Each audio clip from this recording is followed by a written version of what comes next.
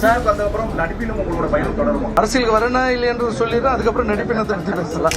As என் actor அவர் ஒரு ஜனரஞ்சகமாக சில படங்கள் நடிச்சிருக்காரு. ஒரு ஒன்றும் மாஸ்டர் ஆக்டரு அல்லது சுப்ரீம் ஸ்டார் சூப்பர் ஸ்டார்லாம் சொல்ல முடியாது. ஏன் இவ்வளோ ட்ரமட்டைஸ் பண்ணுறாரு, இவ்வளோ சஸ்பென்ஸ் கொடுக்குறாருன்னு எனக்கு தெரியல. அரசியலுக்கு வரேன்னா வந்துட்டு போங்க.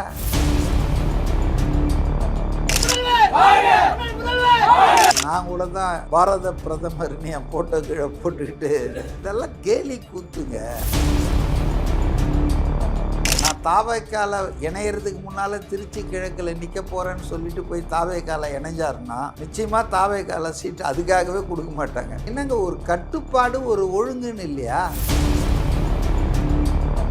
ரஜினி ஒரு மிகப்பெரிய தலைவர். அவர் அரசியலுக்கு வராததால் ஒரு தலைவரை எழுந்து விட்டோம்னு ரஜினியுடைய ஒய்ஃப் சொல்லக்கூடாது. அவங்க எந்த அளவுக்கு வன்மமாக கணவருக்கும் மனைவிக்கும் இருக்குதுன்றத அந்த பாண்டேவுடைய இன்டர்வியூ பார்த்தாலே தெரியுது நமக்கு. இது ஜெயிச்சுது, இவர் ஜெயிச்சாருன்றதுக்காக நாம அன்னைக்கு இருந்தா ஜெயிச்சிருப்போம் 100%. ஞாபகம் இருக்கா? ரஜினியே சொன்னாரு, நீங்க இப்ப நினைக்கிறீங்களா அது கணக்குன்னு. 100% ஜெயிச்சு மண்ணாங்கட்டி.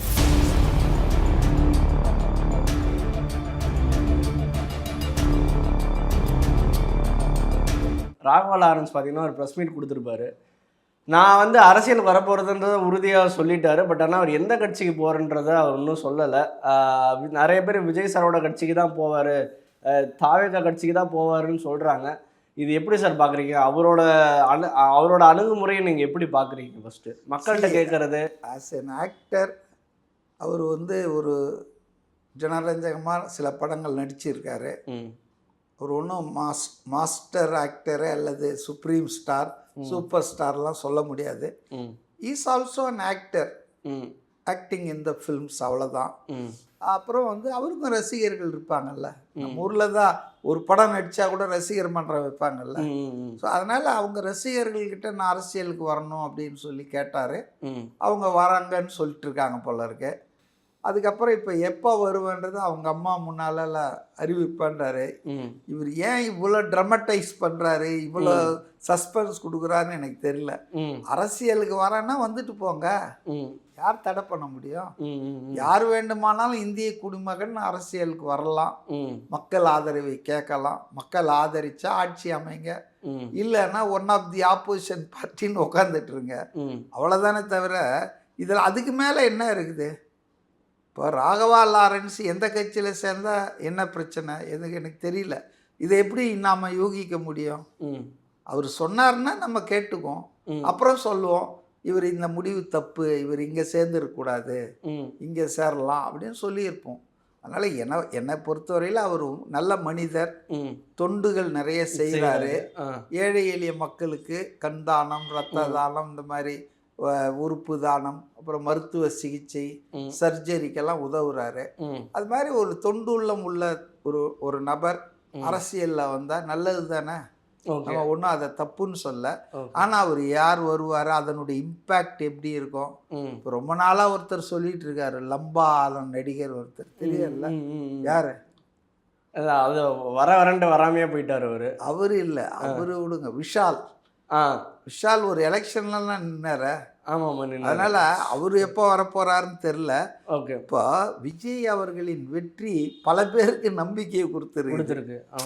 அதாவது இந்த திமுக அதிமுக அப்படியே அவங்க அசைக்க முடியாது, என்ட்ரன்ஸ்டு பார்ட்டிஸு, இவங்கள இருக்கிற வரைக்கும் நம்ம ஒன்றும் பண்ண முடியாதுன்னு நம்பிக்கை இழந்திருந்தவர்களுக்கு கூட இப்போ அதான் ஒன்றும் இல்லையா, அசால்ட்டாக தூக்கி போட்டு போயிட்டார் 2.5 வருஷம் கட்சி.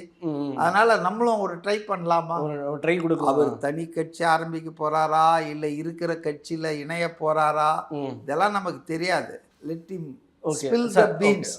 அவர் இந்த முடிவை அறிவிக்கிட்டு அப்புறம் பேசும் சார். அவரோட ப்ரெஸ் மீட்டில் நான் பார்த்த ஒரு விஷயம் இருக்குது. அவரோட ஃபேன்ஸோ இல்லை மக்களோ ஒரு ஃபோட்டோ ஃப்ரேம் தராங்க, தமிழக அரசு அமைச்சர்னு போட்டு அவர் இருக்கார், பக்கத்தில் அவங்க அம்மா பிரதர் இருக்காங்க. இது எப்படி இன்னைக்கு தமிழக முதல்வராக இருக்கக்கூடிய விஜய் சார் இதை எப்படி பார்ப்பாரு? இல்லை அவங்களோட தாவேக்காவோட அந்த கட்சி நிர்வாகிகள் இது எப்படி பார்ப்பாங்க? அவங்களுக்கு இது பிடிக்கும்? அதெல்லாம் இப்போ யார் எப்படி பார்க்குறாங்கன்னு தெரில.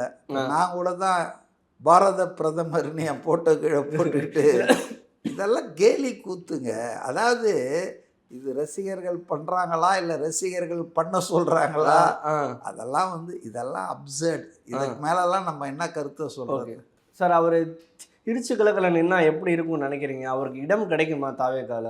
இதெல்லாம் அவர் முதல்ல அவர் முடிவு பண்ணிட்டேங்க. தாவேக்கால அவரே சொல்லலையே நான் இணையறேன்னு சொல்லியிருக்காரா? அவர் வெளிப்படையாக எதுவுமே சொல்லிங்க. சொன்ன பிறகு நம்ம அதை பற்றி பேசுவோம். Okay sir. அதே மாதிரி இன்னைக்கு ஆனால் எனக்கு ஒன்று மட்டும் உறுதியாக தெரியுது. சொல்லுங்கள். நான் தாவேக்கால இணையறதுக்கு முன்னால் திருச்சி கிழக்கில் நிற்க போகிறேன்னு சொல்லிட்டு போய் தாவேக்கால இணைஞ்சாருன்னா நிச்சயமாக தாவேக்கால சீட்டு அதுக்காகவே கொடுக்க மாட்டாங்க. ஓ, இப்படி ஒன்று இருக்கு. ஆமாங்க. என்னங்க ஒரு கட்டுப்பாடு ஒரு ஒழுங்குன்னு இல்லையா?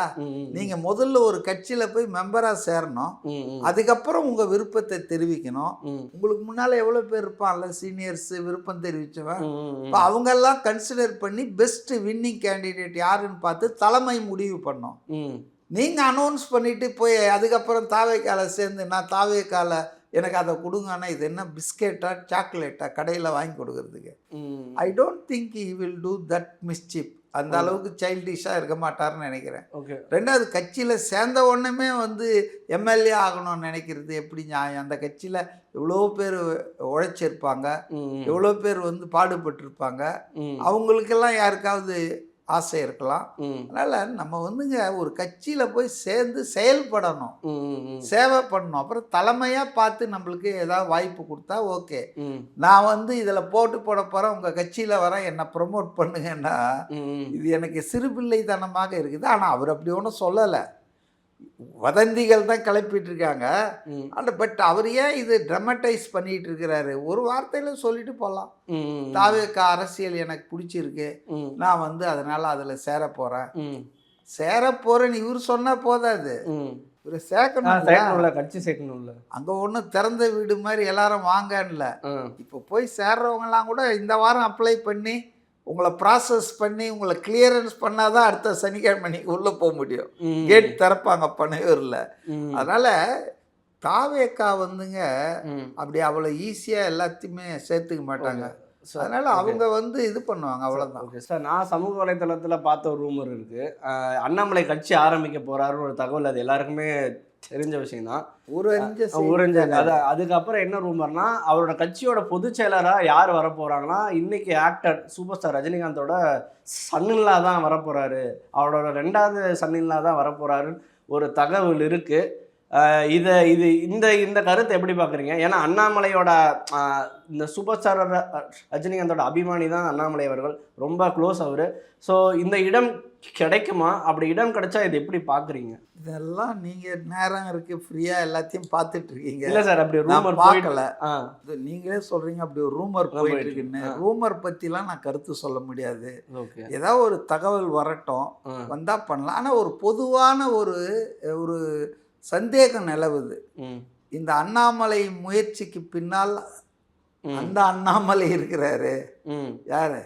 ரஜினிகாந்த் இருக்கிறாருன்ற ஒரு சந்தேகம் நிலவுது. இதனால அவருக்கு என்ன ஆதாயம் இருக்கும்னு நினைக்கிறீங்க சார்? அவருக்கு என்ன ஆதாயம்ன்றதை விட விஜய்க்கு ஏதாவது சிக்கல் உண்டாக்கிட்டே இருக்கணும்.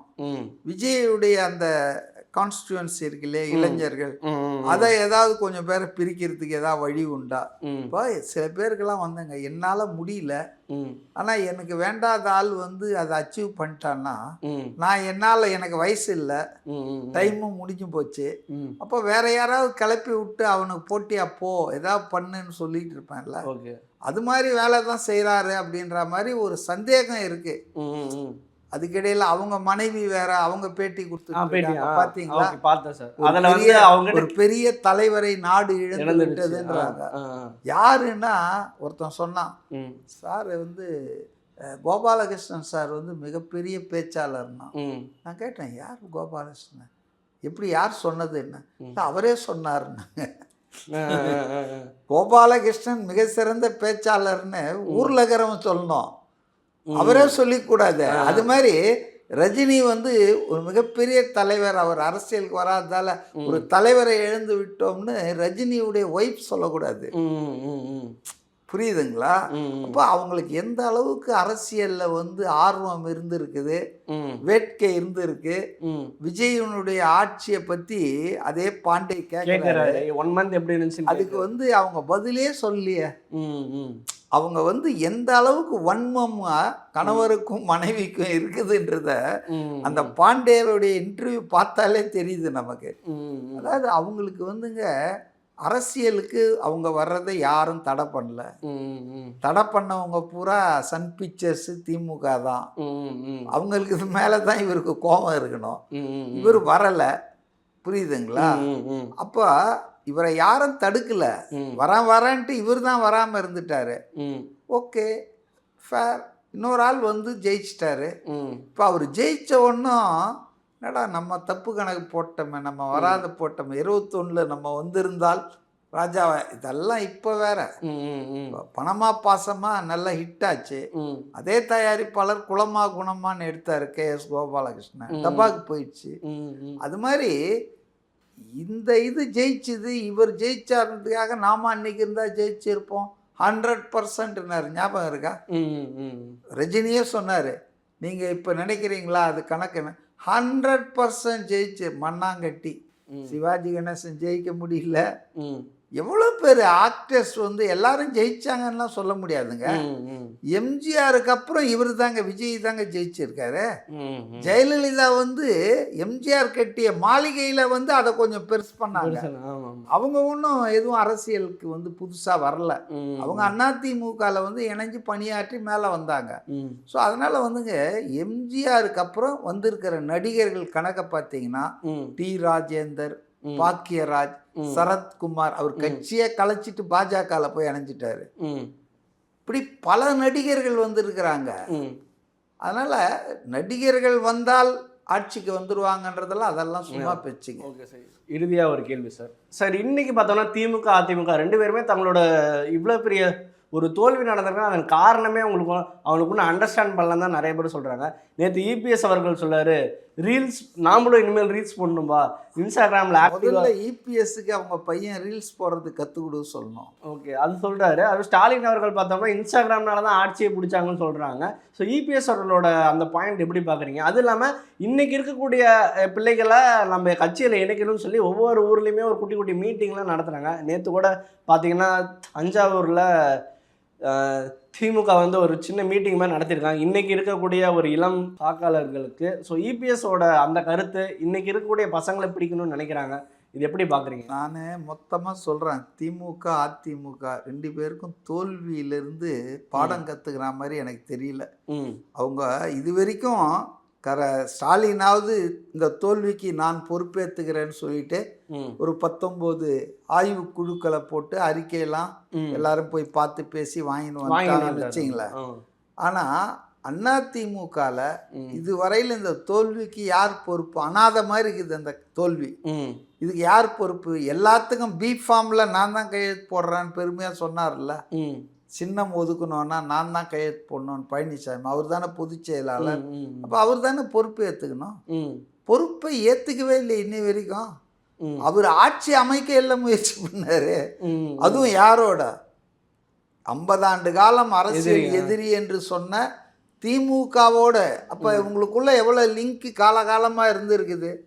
நீ இல்லைன்னா நான் இல்லைன்னா நீ, மூணாவதாக ஒருத்தன் வந்துடக்கூடாதுன்றதுல எவ்வளோ தெளிவாக இருந்தாங்க. ஸோ அதனால் வந்துங்க ரெண்டு கட்சிகளுமே ஆத்ம பரிசோதனை பண்ணோம். ஓகே, இது வந்து வெறும் ஏதோ ரீல்ஸ் போட்டு ஜெயிச்ச வெற்றி இல்லை. இது வந்து சமூக ஊடகத்தில் கிடைச்ச வெற்றி இல்லை. மக்கள் ஓட்டு போட்டிருக்காங்க. 1,75,00,000 பேரையும் நீங்கள் அவமானப்படுத்துறீங்க. 35% வாக்காளர்களை நீங்கள் சிறுமைப்படுத்துறீங்க. அதனால் இது வந்து மக்கள் மாற்றத்துக்கான போட்ட ஓட்டுங்க. 2 திராவிட கட்சிகள் ஆண்டது போதும், சீரழிச்சது போதும், சட்டம் ஒழுங்கு லஞ்ச லாவண்யம் பெருகினது போதும், மாற்றம் வேணுன்றதுக்காக மக்கள் பாசிட்டிவாக போட்டிருக்காங்க. விஜய் 2.5 வருஷம் ஆன கட்சி தான் அது. அதனால் இதை வந்து புரிஞ்சிக்காம ரீல்ஸ் போட்டு ஜெயிச்சிட்டாங்க, சினிமா கவர்ச்சியில் ஜெயிச்சிட்டாங்க, இப்படியெல்லாம் பேசிகிட்டு இருப்பது அவங்க தங்களுக்கு ஏன் இந்த தோல்வி படுதோல்வி கிடைச்சதுன்றதே இன்னும் அவங்களால கண்டுபிடிக்க முடியல. அதை கண்டுபிடிச்சாங்கன்னா தானே அப்புறம் அதை சரி பண்ண முடியும். இப்போ முதல்ல காரணமே இவர் ரீல்ஸுன்றார, ரீல்ஸ்ன்றாரு. ரீல்ஸ் போட்டால் நம்ம ஜெயிச்சிடலான்றார. நம்மளும் ரீல்ஸ் பண்ணோம். இவர் எப்படி 4 வருஷம் சீஃப் மினிஸ்டராக இருந்தார்? ஏங்க மக்கள் ஒரு தேர்தலில் நீங்கள் ரீல்ஸ் போட்டால் ஜெயிச்சிட முடியுமாங்க? அவர் என்ன சொல்றாருன்னா, முதல்வர் விஜய் அவர்கள் என்னென்ன தப்பு பண்ணுறாரோ அதையெல்லாம் எடுத்து ரீல்ஸாக பண்ணணும் அப்படின்ற மாதிரி மக்கள்கிட்ட கொண்டு சேர்க்கணும். அதை சொல்லட்டேங்க, நான் அதை செய்யிட்டேங்க, நான் வேணான்ல. அவங்க ரீல்ஸ் போட்டு ஜெயிச்சாங்க, நம்மளும் ரீல்ஸ் போட்டு ஜெயிச்சிருவோன்னு சொல்கிறாரு. இது நியாயமா? நீங்கள் பிரச்சாரம் பண்ணுங்க. இப்போ சமூக ஊடகங்கள் வந்து ஒரு பிரதான பிரச்சார மையம் ஆயிடுச்சுங்க. பழைய மாதிரி மைக் வச்சு நீங்கள் போய் 234 பஸ்ஸில் போயிட்டே இருந்தார்ல, தமிழகத்தை மீட்க போகிறேன்னு தானே போனார். இப்போ அதிமுகவை மீட்கிறதுக்கே இப்போ அவர் போராடணும் போல இருக்கு சார். அவங்க கட்சியிலேருந்து ஒவ்வொரு வாரமும் நம்மளோட தாவக கட்சிக்கு அவங்க கட்சி நிர்வாகிகள் எக்ஸ் மினிஸ்டர்ஸ் போயிட்டே இருக்காங்க. தாவேக்காக்கு மட்டும் போல பெருவாரியான தாவேக்காக்கு போறாங்க. கொஞ்சம் பேர் வந்து இப்போ முன்னாள் அமைச்சர் பெஞ்சமின் போயிருக்காரு, திமுக போயிருக்காரு. இங்க கதவு திறக்கலன்னா அங்க போய் தட்டுறாங்க. அண்ணா அறிவாலயத்து பக்கமும் அப்படி கொஞ்சம் போயிட்டு இருக்காங்க. இங்க கேட் கிராஷ் ஆகுது, புரியுதுங்களா? அதனால அதிமுகல இருந்து ஆட்கள் தலைமை மீது நம்பிக்கை இழந்துட்டாங்க. இனி ஒரு வெற்றியை அதிமுக எடப்பாடி தலைமையில் பெற முடியாது. அவர் தலைமையில் மாறினாதான் ஒரு நம்பிக்கை இருப்பாங்க, ஆட்கள் இருப்பாங்க. அவர் இருக்கிற வரைக்கும் வெற்றி சாத்தியமில்லை. 2 நாடாளுமன்ற தேர்தல், 2 சட்டமன்ற தேர்தல், தொடர் தோல்வி. ஆனால் அவர் வந்து நான் தான் தலைவர், நான் பொதுக்குழு கூட்ட மாட்டேன், பொதுக்குழுக்கு யாராவது கையெழுத்து கேட்டால் போடாதீங்கன்னு ஒரு பொதுச் செயலாளர் சொல்கிறாரு. எவ்வளோ ஒரு பேத்தட்டிக்கான சிச்சுவேஷன் பாருங்கள். எம்ஜிஆர் ஜெயலலிதாலாம் வளர்த்த அந்த கட்சி இன்னைக்கு வந்து கேட்பாரற்று கிடக்கிறது. இந்த தண்டவாளத்தில் மாடு வந்து ரயில் அடிபட்டுச்சுன்னா ஒருத்தன் வந்து தோலை அறுப்பான், ஒருத்தன் காலை வெட்டுவான், ஒருத்தன் கொம்பை எடுப்பான், ஒருத்தன் தலையை எடுப்பான்ல. அந்த மாதிரி அதிமுக இன்னைக்கு ஆயிடுச்சு. அதனால் இபிஎஸ் தன்னுடைய அந்த ஜனநாயக விரோத செயல்பாட்டை ஒரு குரோதத்தோடு பார்க்கறது, எதிர்ப்பவர்களை, எதிர்கருத்து சொல்கிறவங்கள. கட்சிக்காரன் தானேங்க அவன், உங்களா மாதிரி அவனும் ஒரு 30-40 வருஷம் கட்சியில் உழைச்சிருக்கான்ல. ஒரு கருத்து சொன்னான்னா சரி தம்பி நம்ம யோசிக்கலாம், நீங்கள் சொல்கிற கருத்தை நம்ம உள்ளே வாங்கலாம், அதுக்கு ஆய்வு பண்ணலான்னு சொல்லாம வழிய எதிர்கருத்து சொல்லிட்டே நீ உன் கட்சிக்கு அது பதவியை பிடிங்கிடுவேன், உன்னை கட்சியிலேருந்து நீக்கிடுவேன்னா கடைசியில் சிலுவம்பாளையத்தில் இவர் மட்டும்தான் நிற்பார், ஒன்றா கூட அவர் பையன் நிற்பார். அதிமுகவில் வேறு யாரும் இருக்க மாட்டாங்க. 3 வாட்டி மந்திரியாக இருந்தவன், 4 வாட்டி மந்திரியாக இருந்தவன், போன சனிக்கிழமை பார்க்குற பாலகங்கான்னு ஒரு ஆள் எவ்வளோ காலமாக அதிமுகவில் இருந்தாலும் எம்பியெல்லாம் இருந்தாலும் அந்த ஆள் வந்து பனையூரில் போயிட்டுருக்காருங்க உள்ள. எனக்கே ஆச்சரியமாக இருந்தது. அப்போது எந்த அளவுக்கு அதிமுக கலகலத்து போயிருக்குது. இதை உணராமல் ரீல்ஸ் போட்டால் நம்ம அடுத்த வாட்டி ஜெயிச்சிடலான்னு பொறுப்பு இல்லாமல் பேசிகிட்டு இருக்கிறாருன்னா அதிமுகவில் எவங்க இருப்பான்? அரசியலில் இவங்க வந்ததெல்லாம் வந்து ஏதோ மக்கள் சேவைக்காக இல்லை. இப்போ இந்த கௌதமி நேற்று சொல்லியிருக்காங்க, அவங்களும் ரிசைன் பண்ணுறாங்க, நாங்கள் அரசியல்லேருந்து விலகிறேன், பதவியிலேருந்து விலகிறேன், அடிப்படை உறுப்பினர்லேருந்து அதிமுக விலகிறேன்றாங்க. ஏன் விலகிறாங்கன்னா சமூக சேவை செய்ய போகிறாங்களாம். மக்கள் சேவை போய் இப்போ சமூக சேவை. நான் என்ன சொல்கிறேன்னா அதிமுக திமுகவில் இருக்கிறவங்கெல்லாம் மக்கள் சேவைக்கும் சமூக சேவைக்கும் அரசியலுக்கு வந்திருக்காங்க. மந்திரி ஆகலாமா, எம்எல்ஏ ஆகலாமா, எம்பி ஆகலாமா, வாரிய தலைவர் ஆகலாமா, இல்லை எதாவது வாரலாமா, இதுக்காக தான் வந்தவங்க. அப்போ அது முடியாது, அது இருக்காது, நடக்காதுன்னா ஏன் அவன் அங்கே இருக்கணும்? இப்போ அவங்களுக்கு ஒரு தத்துவம், கோட்பாடு, அரசியல் அடிப்படையில் வந்திருந்தாங்கன்னா அவங்க நிற்பாங்க. கம்யூனிஸ்ட் கட்சிகளில் ஆளுங்க இருக்கா மாதிரி. இவங்கெல்லாம் ஆதாயத்துக்காக அரசியல் பண்ண வந்தவங்க தானேங்க. இப்போ திமுகவில் ஒரு 7-8 அதிமுக தலைவர்கள் தானே அமைச்சர்களாக, முக்கிய தலைவர்களாக வலம் வராங்க. அவங்களுக்கு இதெல்லாம் ஒன்றும் இல்லை. இந்த கட்சி இல்லைன்னா அந்த கட்சி, அந்த கட்சி இல்லைன்னா இன்னொரு கட்சி, போயிட்டே இருப்பாங்க. பவர் மாங்கர்ஸு. இது ஒரு பொலிட்டிக்கல் ஆப்பர்ச்சுனிசம் தாங்க. இவ்வளோ நேரம் இன்டர்வியூக்கு நன்றி சார். ரொம்ப ரொம்ப நல்லா இருந்தது. இதே மாதிரி இன்னொன்று காண சந்திப்போம். நன்றி சார்.